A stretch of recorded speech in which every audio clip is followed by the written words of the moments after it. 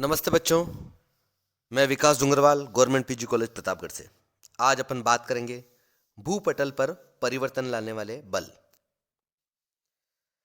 पृथ्वी के भूगर्भिक इतिहास के अध्ययन से उसके अंदर तथा बाहर महान परिवर्तनों के उदाहरण मिलते हैं। यह परिवर्तन दो तरह के होते हैं। पहला होता है दीर्घकालीन और तथा दूसरा होता है आकस्मिक या अल्पकालीन। दीर्घकालीन परिवर्तन इतने मंद गति से होते हैं कि मनुष्य को उसका आभास नहीं हो पाता, परंतु जैसे पर्वतों का निर्माण। इसके विपरीत आकस्मिक परिवर्तन कुछ सेकंड या कुछ मिनटों में हो जाते हैं। परिणाम स्वरूप मनुष्य का उसका आभास शीघ्र पा लेता है। ज्वालामुखी तथा भूकंप इसके प्रमुख उदाहरण हैं। भूतल पर परिवर्तन लाने वाले बलों का आगमन दो स्रोतों से होता है। पृथ्वी की आंतरिक भाग से उत्पन्न होने वाले बल, जिनको अपन अंतर्जात बल कहते हैं। इन बलों द्वारा भूतल पर असमानताओं का सूत्रपात होता है। पृथ्वी की सतह पर उत्पन्न होने वाले इन बहिर्जात उत्पन्न होने वाले बल बहिर्जात बल कहे जाते हैं। इन्हें समतल स्थापक बल भी कहते हैं।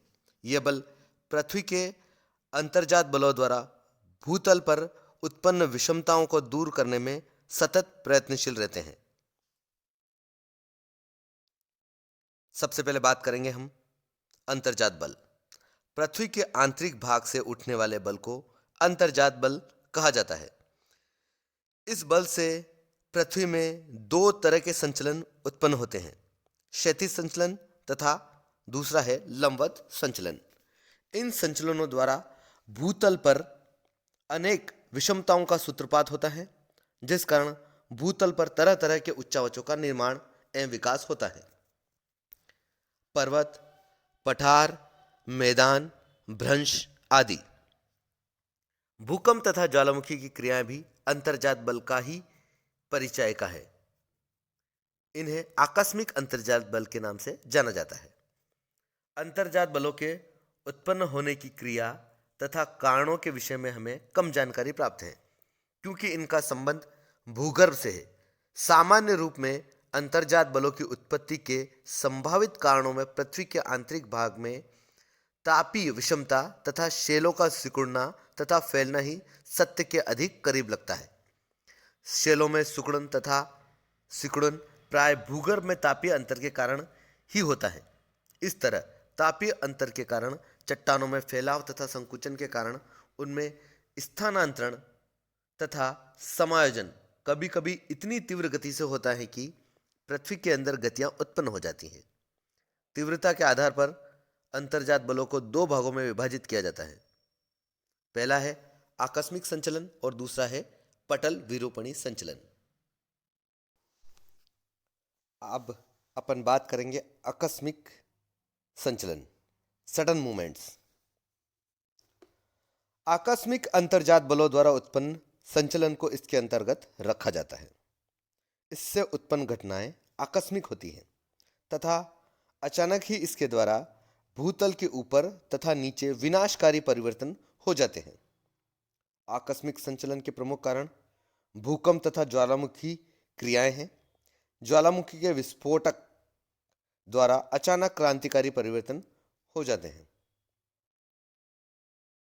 लावा का धरातल के नीचे से सिल, डाइक, बेथोलिथ, लोकोलिथ, फोकोलिथ, लोपोलिथ आदि के रूप में प्रवेश हो जाता है।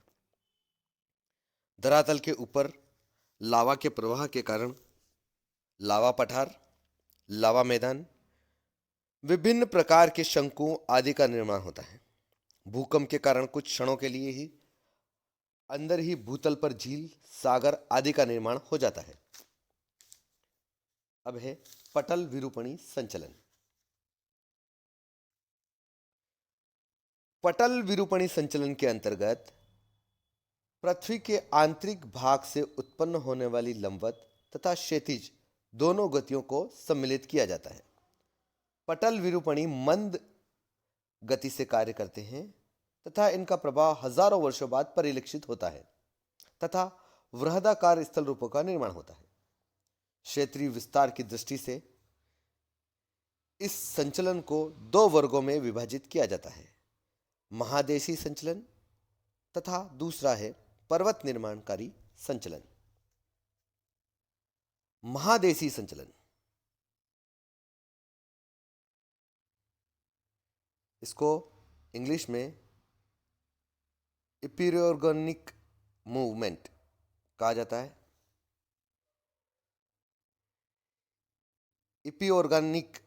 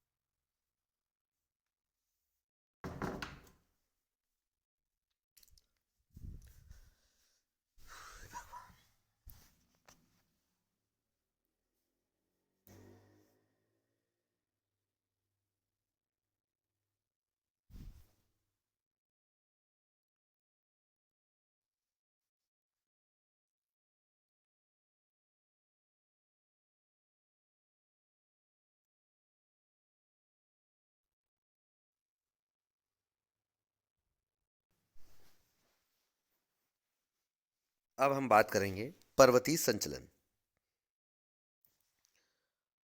ओरोजेनेटिक शब्द ग्रीक भाषा के ओरोस, जिसका अर्थ है पर्वत, तथा जेनेसिस, जिसका अर्थ है उत्पत्ति है, दोनों शब्दों से मिलकर बना है। इसे संक्षिप्त रूप में पर्वतन बल या पर्वतन भी कहते हैं। पर्वतन बल के अंतर्गत बल प्राय क्षैतिज रूप में कार्य करता है, अतः इसे क्षैतिज बल या स्पर्श रेखीय बल कहते हैं। यह बल दो रूपों में कार्य करता है। जब बल दो विपरीत दिशाओं में कार्य करता है तो उससे तनाव, टेंशन की स्थिति उत्पन्न हो जाती है और इससे तनाव मूलक बल कहते हैं। तनाव के कारण चट्टानों में भ्रंश, दरार तथा चटकने पड़ जाती हैं। जब बल आमने सामने कार्य करता है तो संपीड़न होने लगता है। इसे संपीड़नात्मक बल कहते हैं। इससे धरातली चट्टानों में संवलन तथा वलन पड़ जाते हैं। आप देख रहे हो कि जब अपन किसी चीज को खींचते हैं तो बीच में क्या होगा, तनाव उत्पन्न होगा और फिर क्या है, वो चीज बीच में से चटकने मारने लगेगी, है ना। तो बस वैसी स्थिति है यहाँ पर बलों में। और जब अपन दोनों पार्श्व, किसी भी चीज के दोनों पार्श्व को एक दोनों तरफ से अगर उसको जोर लगाएंगे तो होगा कि उस चीज के अंदर क्या होगा, वलन पड़ जाएंगे। तो ऐसी स्थिति यहाँ पर होगी। अब है भूपटल बंकन या मुड़ाव। अगला टॉपिक जो है भूपटल बंकन या मुड़ाव। जब क्षैतिज संचलन आमने सामने कार्यरत होते हैं तो धरातली चट्टानों में बंकन या मुड़ाव हो जाते हैं। यह मुड़ाव दो रूपों में होते हैं, संचलन तथा वलन। समवलन का प्रभाव दूर तक विस्तृत क्षेत्रों में होता है। इसके अंतर्गत भूतल या विस्तृत भाग या तो ऊपर उठ जाता है या नीचे धंस जाता है। जब क्षैतिज संचलन के कारण उत्पीड़न संपीड़न के कारण धरातल का बीच का भाग गुंबद के आकार में ऊपर उठ जाता है तो उसे उत्समवलन कहते हैं। और जब धरातली भाग नीचे की ओर मुड़कर धंस जाता है तथा बेसिक या गड्ढे का निर्माण होता है तो उसे असमवलन कहते हैं। जब धरातली चट्टानों में ऊपर उठने या नीचे धंसने की क्रिया हजारों किलोमीटर की लंबाई में होती है तो उसे वृहद समवलन कहते हैं। अब अपन बात करेंगे वलन। पृथ्वी के अंतर्जात बल द्वारा उत्पन्न क्षैतिज संचलन द्वारा जब भूपटलीय चट्टानों में संपीड़न की स्थिति उत्पन्न हो जाती है तो चट्टानों में लहरनुमा मोड़ पड़ जाते हैं। इस तरह के मोड़ों को वलन कहा जाता है। वलन में कुछ भाग ऊपर उठ जाता है और कुछ भाग नीचे धंस जाता है। ऊपर उठे भाग को अपनति तथा नीचे धसे भाग को अभिनति कहते हैं। वास्तव में वलन वृहत संवलन का ही लघु रूप होता है। प्रत्येक वलन में दोनों ओर के भागों को वलन की भुजाएं कहते हैं। वलन की दोनों भुजाओं के बीच अपनति के उच्चस्थ या अभिनति के निम्नस्थ भागों से गुजरने वाली कल्पित रेखा को वलन का अक्ष कहते हैं। अपनति और अभिनति के आधार पर अपनति अक्ष और अभिनति अक्ष दो प्रकार के वलन अक्ष होते हैं। वलन के मध्य स्थित कल्पित तल को अक्षीय तल कहते हैं। इस तरह पुनः अपनति अक्षीय तल तथा अभिनति अक्षीय तल को अलग अलग किया जा सकता है। नति, नमन या डीप, परतदार या रूपांतरित चट्टानों के स्तर प्राय क्षैतिज तल के सहारे कुछ अंश का कोण बनाते हुए क्षैतिज रेखा के साथ झुक जाते हैं। इस तरह झुकाव को स्तर का नति या डीप कहा जाता है। नति से दो बातें स्पष्ट होती हैं। प्रथम तो नति चट्टानों की परत तथा क्षैतिज तल के बीच के ढाल के कोण को प्रदर्शित करती है। दूसरे, यह स्तर के नीचे की ओर ढाल की दिशा को बताती है। उदाहरण के लिए, यदि किसी चट्टान के स्तर का क्षैतिज तल के सहारे 60 डिग्री कोण पर झुकाव है तथा ढाल की दिशा दक्षिण है, तो उस स्तर की नीति को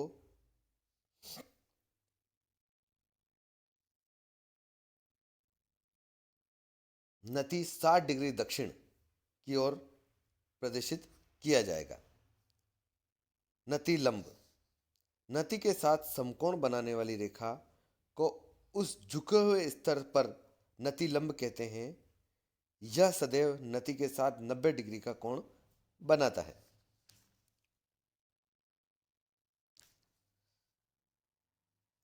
अपनति, अंतर्जात बल के कारण क्षैतिज संचलन द्वारा चट्टानों के स्तरों में सिकुड़न के कारण उत्पन्न वलन का जो भाग ऊपर उठ जाता है उसे अपनति कहते हैं। साधारण अपनति में दो भुजाओं में चट्टानों के स्तरों का झुकाव अर्थात नति विपरीत दिशा में होता है। कभी कभी वलन इतना अधिक हो जाता है कि अपनति का नति कोण अत्यधिक हो जाता है तथा ढाल खड़े होते हैं। जब अपनति के दोनों ओर ढाल बराबर होते हैं तो उसे सममित अपनति कहते हैं, परंतु दोनों ढालों के असमान होने पर असममित अपनति कहते हैं। नति कोण के आधार पर अपनति को दो वर्गों में रख सकते हैं। जब नति कोण बहुत कम, कभी कभी 1 डिग्री या 2 डिग्री होता है, तो उसे साधारण या मंद अपनति कहते हैं।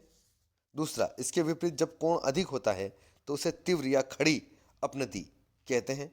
इस तरह अपनति की नति 40 डिग्री से 90 डिग्री तक हो सकती है। अभिनति, क्षैतिज संचलन द्वारा उत्पन्न वलन का जो भाग नीचे मुड़कर धंस जाता है उसे अभिनति कहते हैं। वास्तव में अभिनति नीचे की तरफ मुड़े हुए वलन का ही रूप होता है।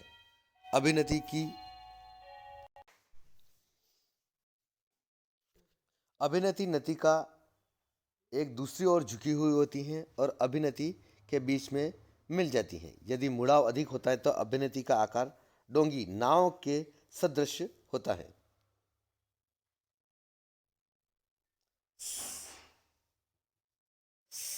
समपनति, वलित पर्वतीय क्षेत्रों में समपनति, सम प्लस अपनति देखने को मिलती हैं।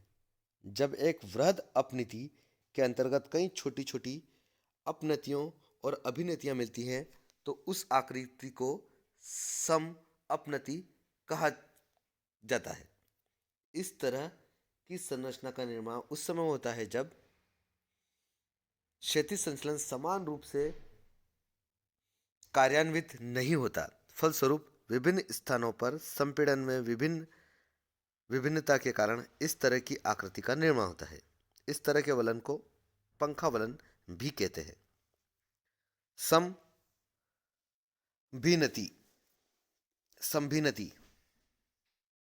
असमान संपीड़न के कारण जब एक वृहद अभिनति के अंतर्गत कई छोटी छोटी अपनतियां तथा अभिनतियां बन जाती हैं तो उस अभिनति को संभिनति कहते हैं। संपनिति और संभिनति वाले वलन को पंखाकार वलन के अलावा व्यंजनाकार वलन भी कहा जाता है। वलन के प्रकार बहुत सारे हैं, जिसमें सम्मित वलन, असम्मित वलन, एक दिग्नत वलन, समनत वलन, परिवलित, प्रतिवलन, अवनमन वलन, पंखा वलन, खुला वलन और बंद वलन। आज के लिए इतना ही।